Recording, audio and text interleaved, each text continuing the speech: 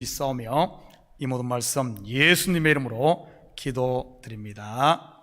아멘. 좋은 아침입니다. 우리는 지난주 설교에서 먼저 된 자가 나중되고 나중된 자가 먼저 된다는 의미에 대해서 공부를 했습니다. 이 말은 모태신앙을 가진 성도보다 늦게 믿은 사람이 믿음이 더 좋다는 그런 의미가 전혀 아닙니다. 에서가 야곱보다 먼저 나온 장자이지만 야곱이 장자가 된 것처럼 먼저 온 율법의 의가 아닌 은혜로 구원 얻는 이 복음의 비밀을 이야기하고 있는 것이지요. 그리고 이 말은 먼저 된 육신의 법으로 살던 그 사람을 나중에 온 성령의 법으로 사는 속사람으로 만들겠다는 하나님의 언약이요, 맹세요, 약속인 것입니다. 마음은 원이로도 육신이 약해 매일 넘어지는 분들이 있더라도 자책하지 마시고 하나님의 약속 부여잡으시기를 주님으로 축복합니다. 그러면 육신이 약해서 하지 못하는 것을 하나님이 하실 테니 말이지. 나는 나를 못 바꿔도 하나님은 바꿀 수 있는 줄 믿습니다. 나는 할 수 있어, I can do it, 아무리 외치고 어금니를 깨무는 게 믿음이 아니라 하나님의 약속을 믿는 것이 믿음입니다. 오히려 믿음은 주먹을 불 끈지고 있던 이 주먹을 펴는 것이지 이것을 더 강하게 잡는 게 믿음이 아니라는 사실이지요. 이 시간 마음의 손들을 좀 펴시기 바랍니다. 여러분이 홀로 쥐고 있던 내일에 대한 막연한 두려움의 손도, 자녀에 대한 걱정의 손도 좀 펴십시오. 혹시 마음에 서운함이나 원망이 있으신 분도 십자가 앞에 다 내려놓으시기를 축복합니다. 두 손을 펴야 이 시간 하나님께서 주시는 하늘 양식을, 하늘의 복을 하나름 받을 수 있지 않겠습니까? 31절 같이 봅니다.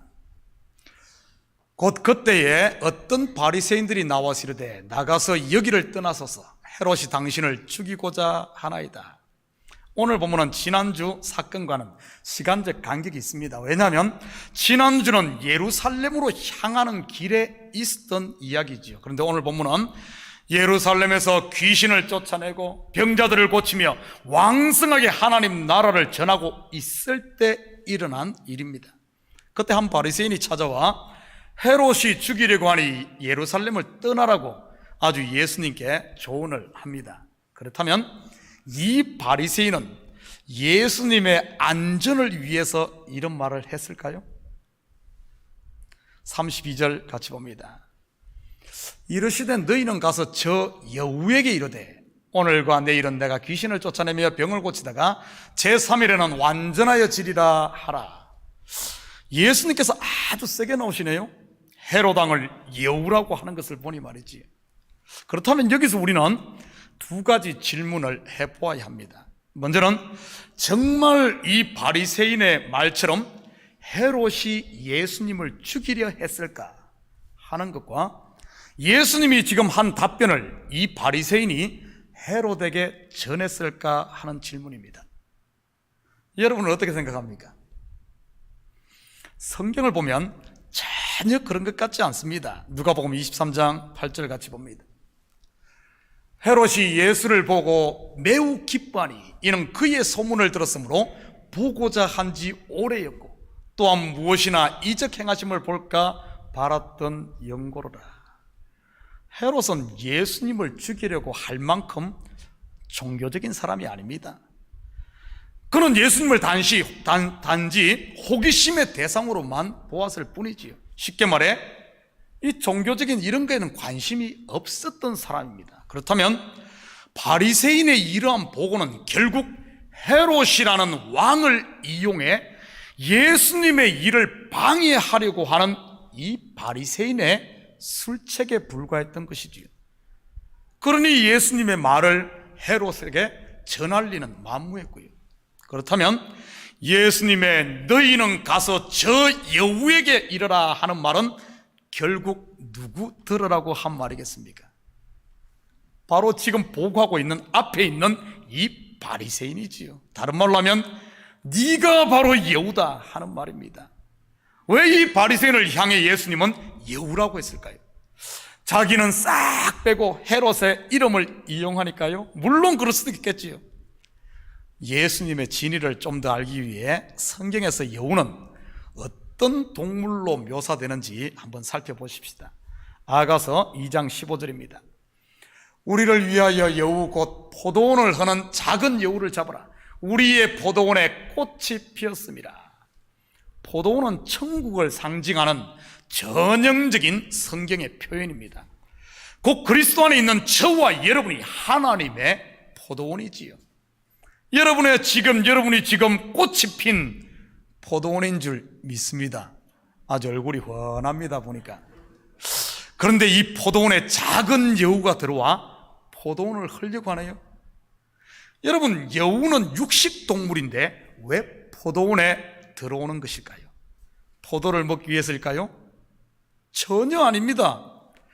그것은 포도원에 꽃이 피면 그 향기로 인해 들쥐들이 모인다고 합니다. 그래서 그 들쥐들을 잡아먹기 위해 여우가 포도원에 들어오고, 여우가 들어오면 그것을 피하기 위해 들쥐들은 땅속으로 숨지요. 그러니 여우가 들쥐를 잡기 위해서 굴을 파헤치고 땅을 파헤치다 보니까 포도나무의 뿌리를 상하게 하는 겁니다.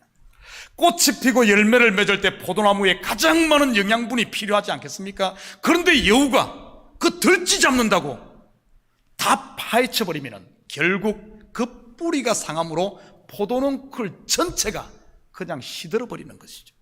그래서 작은 여우가 포도원 전체를 망치는 겁니다. 여기서 여우는 자기의 배만 생각하고 다른 사람들이야 죽든 말든 상관없는 그런 사람을 일컫는 말입니다. 뭐 꼬리 9개 달린 구미호 이런 것 아닙니다. 그냥 일반적으로 생각하는 간사고 교활하다는 이런 의미도 아닙니다.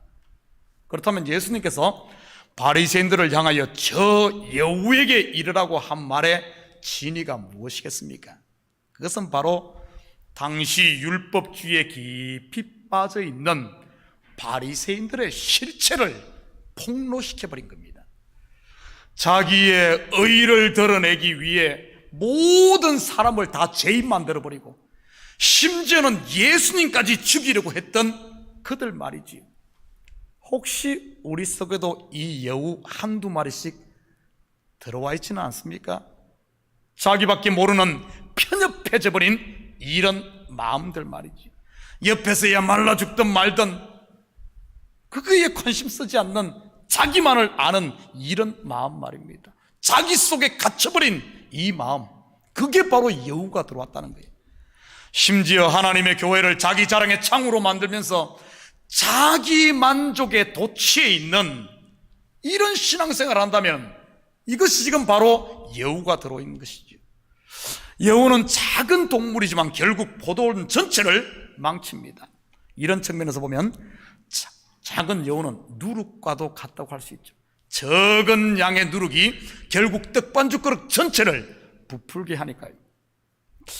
바리새인들 속에 있는 여우의 실체는 또한 그들의 눈을 가리고 있는, 바리새인들의 눈을 가리고 있는, 그들을 가두고 있는 이 율법의 의를 말하는 것이기도 합니다. 성도에게 있어서 가장 큰 적이 바로 자기의라는 여우라는 사실입니다. 자기 자랑은 은혜의 포도나무를 통째로 말라버리게 만드니까요. 반대로 성도를 가장 성도답게 하는 것이 바로 이 또한 은혜입니다. 그리고 성도가 세상을 이기는 가장 강력한 무기도 바로 십자가의 은혜이지. 우리 참교회 성도들은 이 여우가 하나님의 포도원을 헐지 못하게 은혜 속에서 강해지기를 주님의 이름으로 축복합니다. 그래야 탐스럽고 향기나는 즐거움의 포도를 맺어 하나님을 기쁘시게 하고 서로가 서로를 기쁘게 하고 교회를 기쁘게 하고 가정을 기쁘게 할 것 아닙니까? 오늘과 내일은 내가 귀신을 쫓아내며 병을 고치다가 제3일에는 완전하여 치리라. 무슨 말입니까? 오늘은 귀신을 쫓아내며 내일은 병을 고치고 제3일에는 완전하여 진다는 말이 말이지요. 이 말은 예수님의 공생의 전 사역을 삼일이라는 단어로 함축한 말입니다. 먼저 33절 계속해서 봅니다. 그러나 오늘과 내일과 모레는 내가 갈 길을 가야 하리니 선지자가 예루살렘 밖에서는 죽는 법이 없느니라. 여기는 오늘과 내일과 모레로 표현을 했네요. 모레는 제3일을 말하는 것이지요. 제3일에 완전하여 진다는 말은 결국 예루살렘에서 죽는 것, 곧 예수 그리스도의 죽음과 부활을 통해 구원을 완성한다는 말입니다. 그렇다면 귀신을 쫓는 오늘과 병을 고치는 내일은 무엇을 말하는 것일까요? 성경에서 3일 또는 3이라는 숫자가 갖는 의미부터 우리가 한번 살펴보십시다. 우리 참교회 성도들은 3일 길 하면 모르는 사람이 없을 정도로 제가 귀가 따갑도록 설교를 한 것 같아요. 아브라함이 아들 이삭을 바치기 위해 걸었던 3일 길, 요나가 물고기 뱃속에서 있었던 3일, 에스더 왕비가 왕 앞에 나가기 전에 금식했던 3일, 그 외에도 3이라는 숫자가 어디에 나옵니까? 노아 방주가 3층으로 되어 있고 성전이 뜰과 성소와 지성소 세 부분으로 구분되어 있지요. 시내산도 백성들이 머물렀던 산자락과 70명의 장로들이 올라갔던 산 중턱, 그리고 모세가 올라갔던 산 정상 3층으로 되어 있고, 신약에도 보면은 예수님께서 3일 만에 부활을 한다든지, 사도 바울이 다메섹 도상에서 예수님을 만난 후 3일 동안 눈이 멀어 있었다든지, 바울이 자신에게 있던 육체의 가시를 3번 기도했다든지 등 많이 나옵니다. 이러한 모든 전부의 3일은 자기 부인 또는 죽음과 부활의 의미, 곧 완성을 담고 있는 것이 이 3이라는 숫자입니다. 오늘은 예수님의 사역을 중심으로 다시 한 번 더 살펴보겠습니다. 먼저 3일이라는 것은 성전을 모티브로 한 숫자입니다. 그리고 성전은 곧 하나님 나라를 말하는 것이지요. 그리고 유대인들은 하늘도 첫째 하늘, 둘째 하늘, 셋째 하늘로 되어 있다고 생각을 했습니다. 왜 그런가 하면 성전이 3층으로 되어 있기 때문에 성전 자체가 하늘이거든요. 성전을 역사 가운데 펼쳐놓은 것이 바로 출애굽 여정입니다. 여러분, 성전은 죄인이 제사를 지내는 곳으로, 제사를 통해 죄사함 곧 구원을 받는 곳이지요. 출애굽기가 바로 이스라엘의 구원을 소개한 책 아닙니까? 여러분, 출애굽은 크게 세 과정으로 되어 있습니다. 먼저는 애굽과 광야와 그리고 가나안이지. 성전도 마찬가지입니다. 성전 뜰과 성소와 지성소로 되어 있습니다. 여러분, 오늘 이 예수님이 하신 말씀과 이 부분을 대조해 보면 귀신을 쫓는 오늘은 애굽을, 그리고 병을 고치는 내일은 광야를, 그리고 완전해지는 제3일은 가나안을 말한다는 것을 알 수가 있습니다. 먼저 예수님의 사역 중 귀신을 쫓는 오늘, 곧 애굽에서 있었던 일이 무엇인지 한번 살펴보십시다. 너무 안 추워요? 누가 에어컨을 지금 아마 프리즘으로 좀 낮추는 것 같아. 조금 가서 좀 올리십시오. 지금 이러다 다 얼면 어떡하려고. 제가 땀이 많은데 제가 추울 정도면은 아마 저 다 얼음 냉동물을 만드는 거야. 자꾸 한 68도로 맞춰주십시오. 여러분, 예수님께서 말씀하신 귀신 쫓는다는 의미가 무엇일까요? 우리가 생각하는 축사만을 말하는 것일까요?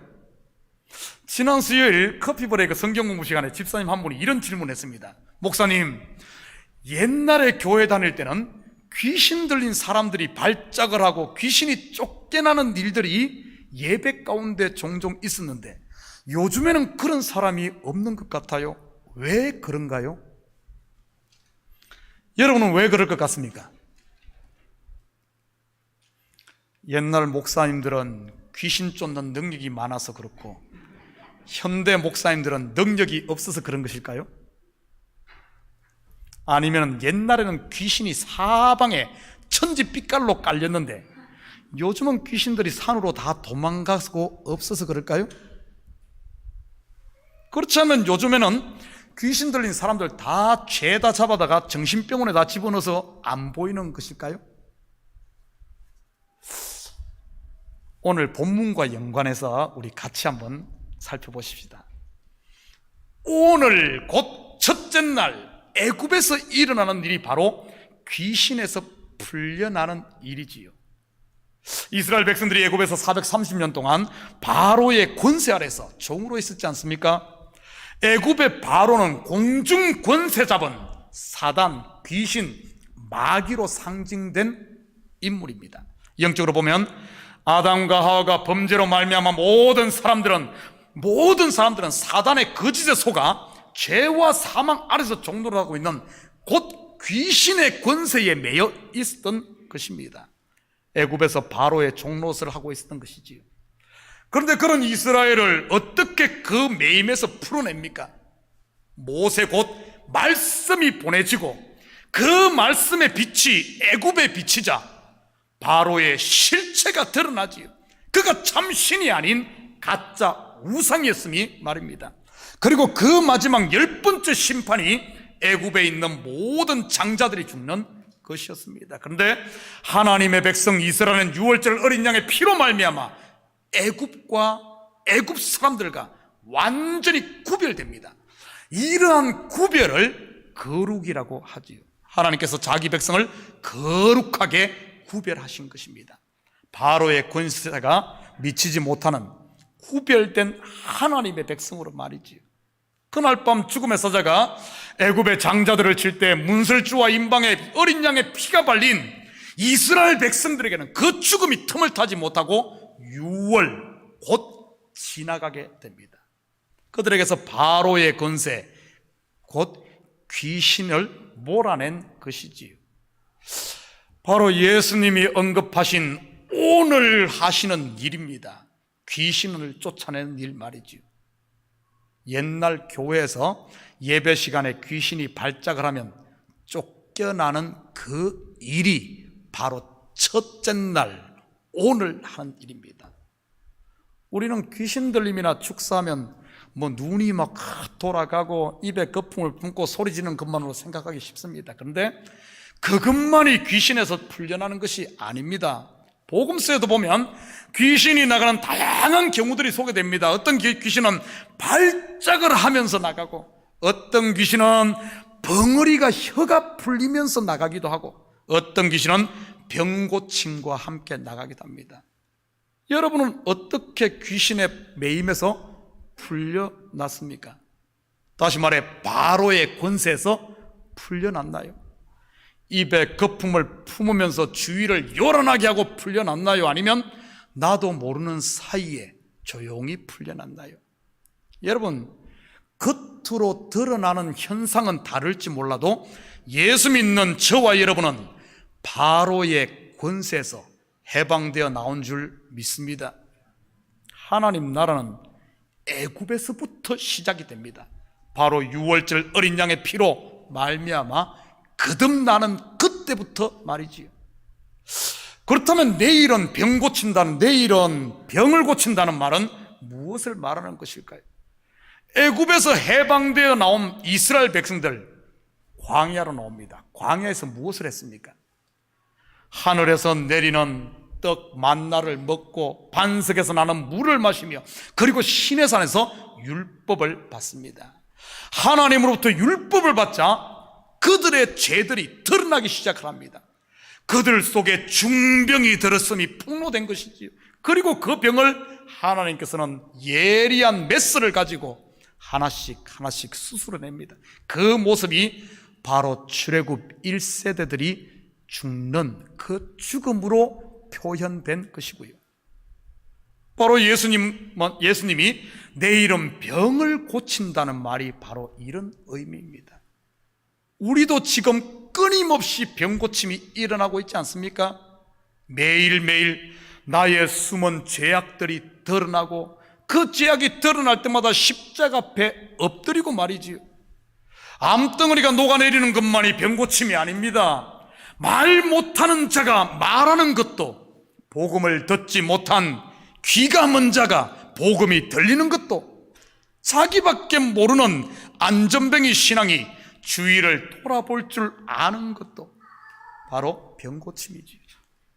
움켜쥘 줄만 알던 꼬부라진 손이, 이 손이 펴지는 것도, 다쳤던 물질의 호주머니가 열려 헌금을 드릴 줄 아는 것도, 뻣뻣하게 굳었던 무릎이 꿇어지며 기도하는 것도 병고침의 현상입니다. 예배 시간에 10분 늦던 사람이 5분만 늦던 것도, 5분 늦으면 안 돼요. 5분 빨리 오는 것도, 설교 시간에 은하수 건너 안드로메다 우주까지 우주여행 갔던 사람이 달까지만 갔다 눈 뜨는 것도 병고침이지요. 팔짱 끼고 다리 꼬고 예배 드리는 사람이 팔짱이 풀리는 것도, 예배 시간에 핸드폰 만지작거리는 사람이 핸드폰 호주머니 넣는 것도 같은 현상입니다. 오늘 이 시간도 예수 그리스도의 병고침의 손이 함께하는 줄 믿습니다. 오늘 우리 장로님 기도하셨는데, 기도할 때 저를 위해 기도할 때 문덕염 목사님 이렇게 하려면 하지 마시고요. 제가 문덕 이러다 보니까 발음 좀 안 좋은 사람은 우리 문디 목사님 이렇게 조는 사람들은 그렇게 들을 수도 있어요. 그래서 시험 든다니까요. 세상에 자기 담임 목사를 문디 목사라 그러고, 그런 시험 들고 오해할 수 있어요. 그러지 말고요. 편하게 그냥 우리 목사님, 그냥 담임 목사님 이렇게 해요. 우리 문디 목사님 그러지 말고요. 제가 문덕염 발음 들었잖아요. 그러다 발음 안 좋은 사람은, 그러니까 그렇게 기도하는 사람은 요 앞에 앉아서 가까이 이렇게, 저 멀리서 하지 말고 앉아서 요 가까이 오셔가지고, 더 좋은 것은 벌써 기도 다음 순서 할 때 딱 올라와 준비하고 있다가, 왜냐하면은 요 한 걸음 몇 걸음 차이가 2초 3초가, 여기 지금 한 60명 70명 앉았나요? 우리 성도들 다 치면은 그 시간이 어떻게 보면 5분 10분 뭐 다 이거 시간으로 환산하면 그렇게 됩니다. 그래서 이런 것들이 하나씩 그리스도께로 조금씩 나아지는 것, 이게 병고침의 현상입니다. 병고침. 우리는 매 순간 지금 하나님이 오늘, 예수님이 오늘 지금 병고치는데, 우리 지금 교회를 광야교회라고 그러잖아요. 광야교회에서는 끊임없이 죽고 살고 계속해서 우리 속에 새로움으로 고쳐지는 겁니다. 그리고 제3일 곧 모레는 완전하여지리라. 무슨 말입니까?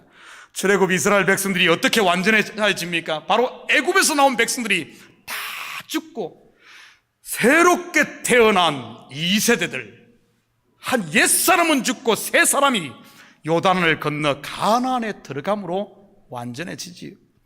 하나님께서 아브라함과 이삭과 야곱에게 약속한 내 자손에게 이 땅을 기업으로 주리라 하신 그 언약의 성취로 완성되는 겁니다.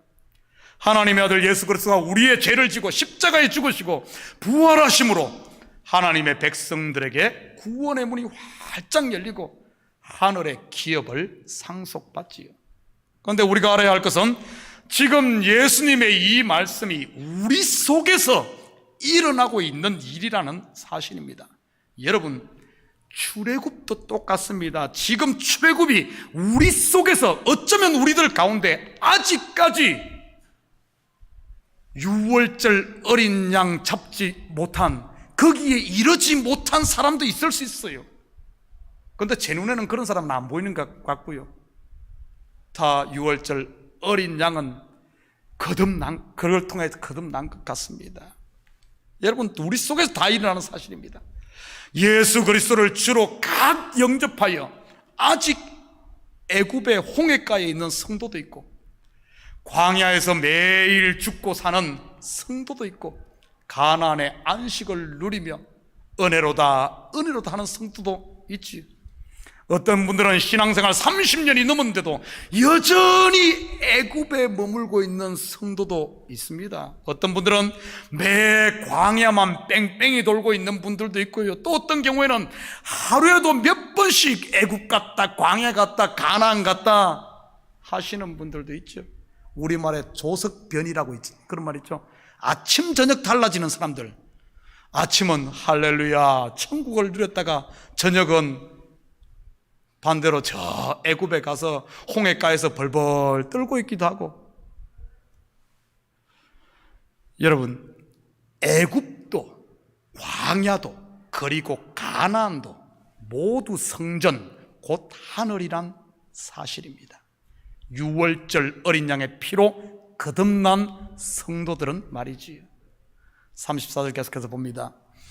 예루살렘아 예루살렘아 선지자들을 죽이고 내게 파송된 자들을 돌로 치는 자여, 암탉이 제 새끼를 날개 아래 모음같이 내가 너희의 자녀를 모으려 한 일이 몇 번이냐. 그러냐 너희가 원하지 아니하였도다. 선지자들을 죽이고 마지막으로는 하나님의 아들까지 죽이는 예루살렘은 무엇을 말하는 것일까요? 바로 예루살렘 돌성전 곧 율법을 말하는 겁니다. 예수님께서 율법을 완성하기 위해 죽으실 것이라는 말이지요. 더 나아가서는 율법으로 왕노릇하고 있던 유대인들을 예루살렘이라고 말하기도 합니다. 오늘 본문으로만 놓고 본다면 하늘로부터 오는 의를 거부하고 있는 요 바리새인들이고요. 그런데 알고 보면 이러한 예루살렘 또한 바로 내 속에 있다는 사실입니다. 하나님의 은혜를 거부하고 내가 왕노릇하려고 하는 나라는 옛사람, 무너져야 할 예루살렘 말이지요. 교회에서 가장 많이 사용하는 단어가 아마 은혜일 겁니다. 성도들이 가장 좋아하는 말이기도 하고요. 은혜 받았습니다. 하나님의 은혜입니다. 그런데 아이러니컬하게도 속을 깊이 들여다보면 내가 제일 싫어하는 단어도 은혜라는 사실을 아십니까? 자기를 알아주고 높여주고 칭찬받기를 원하는데 그게 원하는 건 나라는 옛사람 아닙니까? 그런데 자꾸 나는 높여주지 않고 하나님의 은혜라고만 자꾸 하라 그러니 시험이 드는 것이지요. 여러분, 높여주고 인정해 주는데 시험 드는 사람 봤습니까? 우리 속에 이 싸움이에요. 이 싸움. 나라는 그것과 옛사람과 새사람, 성령의 싸움. 은혜를 좋아하면서도 은혜가 싫은 거예요. 이 싸움이 끊임없이 되어지고 있는 것이 우리의 삶입니다. 35절 계속 봅니다. 보라 너희 집이 황폐하여 버림받으리라. 내가 너희에게 이르노니 너희가 주의 이름으로 오시는 이를 찬송하리라 할 때까지는 나를 보지 못하리라 하시니라. 너희 집이 황폐하여 버림받으리라. 이것은 역사적으로 보면 AD 70년에 로마의 디도 장군에 의해 파괴될 성전과 예루살렘의 멸망을 말하는 것입니다. 그러나 영적으로 보면 성도 속에서, 우리 속에서 무너져야 할 옛 성전 예루살렘, 곧 옛사람인 나라는 사실입니다. 너희가 주의 이름으로 오시는 이를 찬송하리라 할 때까지는 나를 보지 못하리라. 무슨 말입니까? 진리가 되신 예수님을 율법의 눈을 가지고 볼 수 없다는 이런 말입니다. 그렇다면 예수님을 어떻게 볼 수 있을까요? 내가 보이는 율법을 통해 보이지 않는 진리를 알 때 그분을 보게 되는 것이지요. 그러면 주의 이름으로 진리가 되어 매일매일 나에게 오시는, 나와 함께 하시는 예수님을 찬송할 것이라는 이런 말입니다. 모든 상황이 닥칠 때 할지라도 그분의 은혜임을 고백하며 처음 하늘과 처음 땅과 처음 바다를 지나 거기에 머물러 있는 것이 아니라 새 하늘과 새 땅과 그리고 더 이상 요동하지 않는 유리 바다의 하나님 나라를 온전히 사는 것이지요. 분명 거듭난 하나님의 자녀에게는 하나님의 말씀대로 살고 싶은 열망이 이 속에서 끊임없이 일어날 겁니다. 왜냐하면 우리 속에 하나님의 성령이 그렇게 역사하고 있기 때문이죠. 그런데도 그렇게 살지 못하고 넘어지는 자신을 볼 때마다 얼마나 속상합니까? 그러면서 입에서 나오는 탄식이 무엇입니까? 나는 왜 이럴까? 오지 않을 사람. 나는 왜 이럴까 하는 자학이죠. 그런다고 더 나아질까요? 가슴을 치고 몸을 찢는다고 내가 더 나아질까요? 오히려 나중에는 무디어지고 맙니다. 그런다면 어떻게 하는 것이 참된 그리스도인의 삶, 은혜로 사는 삶, 그리스도를 매일 만나며 그분을 찬송하는 삶을 살 수 있을까요? 매일 넘어지는 자신에게서, 이 눈에 보이는 이 율법에서 매일 넘어지는 자신에게서 눈을 돌려 여기서 소망을 두지 말고 믿음을 자기에게 두지 말고 눈을 들어 나를 보라. 눈을 들어 하늘을 봐야죠. 예수님을 바라봐야지요. 여러분, 넘어질 때마다 예수님을 바라보면 어쩐 줄 압니까? 에이, 미련한 놈, 꿀밤 줄 것 같아요? 내가 넘어질 때마다, 쓰러질 때마다, 실패할 때마다 나를 고개를 들어서 주님을 바라보면 어쩐 줄 압니까? 주님은 어제나 오늘이나 내일이나 내가 잘할 때나 못할 때나 언제나 이 눈에 사랑이 가득한 눈으로 나를 바라보시며 언제나 두 팔 벌려 용납하시는 그분을 볼 수 있는 겁니다. 그럴 때만이 그분의 은혜가, 나는 이렇게 하는데 그분은 왜 차라리 내 꿀밤 한 대 주면 속이 시원할 텐데. 우리 자식들 키워보면 알잖아요. 내가 잘못했는데 그러고 들켰어. 그러면은 매 몇 대 맞고 나면 속이 시원해. 왜냐하면 빚 갚았잖아요. 그런데 엄마가 매를 안 때려. 오히려 더 용돈 주면서 더 사랑에 품어줘. 그러면 어떻습니까? 마음에 그게 빚이 돼. 빚이, 사랑의 빚이 됩니다. 왜 엄마는 저런지 모르겠어. 엄마 제발 좀 그러지 마. 나 좀 때려줘. 차라리 그러면은 내가 자유롭겠어. 그런데 때리지 않고 더 사랑으로 품어주시는 그 사랑의 빚이 나중에 여기에 쌓이면은, 그것이 하면은 나중에 어쩐 줄 압니까? 죄지으라고 떠밀어도 죄를 지을 수가 없어요. 지을 수가. 그 빚이 너무나 크기 때문에. 그래서 하나님은 그 빚을 우리에게 자꾸 쌓네. 그래서 묵묵히 하잖아 보고 있는 겁니다. 여러분, 그 은혜가 찰 때, 그 마음을 알 때, 죄와 싸워서 이기는 것이 아니라 죄가 왔다가도 7길로 도망가 버리고 그렇게 이기는 겁니다. 눈을 들어 그분을 봐야 되는데 나만 쳐다보고 있으니까 자학만 하고 한치도 변하지 않고 결국에는 그것이 무디어져서 그냥 무덤덤해지는 거예요. 믿음을 나에게 두지 말고 그분에게 두시기를 주님의 이름으로 축복합니다. 그럴 때만이 은혜가 죄를 이기고 이 은혜가 세상을 이기는 겁니다. 내가 잘나서가 아니라 그분의 은혜로 말이지요. 사랑하는 성도 여러분, 이 한 주간도 여러분의 모든 환경을 통해 나를 향한 그분의 사랑을 보시고 그 사랑 안에서 찬송하며 사는 이런 복된 한 주가 되기를 주님의 이름으로 축복합니다. 기도하십시다. 사랑의 아버지 하나님, 참으로 감사를 드립니다. 아버지 하나님, 우리를 위해 오늘도 내일도 아버지 제3일까지 완성하셔서 하늘 복을 주셨건만 여전히 우리는 아버지 하나님 매여 있지는 않습니까? 나만 쳐다보고 있지는 않습니까? 내 욕망에 매여 있지는 않습니까? 소망을 어디에 두고 있습니까? 나에게 소망이 있는 것이 아니라 하나님께 소망이 있음을 알고 우리의 믿음을 하늘에 두게 도와주시옵소서. 주님의 약속 언약에 두게 도와주시옵소서. 반드시 내가 너를 완성하리라. 그 말씀 부여잡고 이 한 주간도 감사하며 승리하며 살게 도와주시옵소서. 감사드리며 예수님의 이름으로 기도드립니다. 아멘. 우리 다 같이 자리에서 일어납니다. 찬송 436장 우리 찬송 들으신 후에 축도로 예배를 마칩니다. 찬송 436장입니다.